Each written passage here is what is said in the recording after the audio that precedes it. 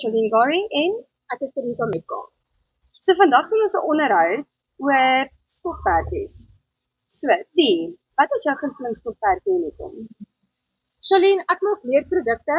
Ek maak handsakke, beursies, laptop pouches, net enige leerprodukte goedjies wat jy kan gebruik as jy uitgaan of ietsie.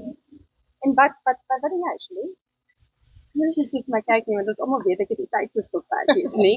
Ek envy jou wat net tyd het om met jou hande te werk en kreatief te wees. Ek wens ek het 'n bietjie meer flexibility, maar ja, ek is net versigtig besig met my werk. Ek het bitter min kapasiteit om kreatief te wees. En om iets te doen wat ek wel van hou is herbs, tuin maak, ek hou van kook. Ja, ek kry dit, ja, dis maar net 'n Sondag geleentheid want ek het nie regtig tyd om te experiment nie.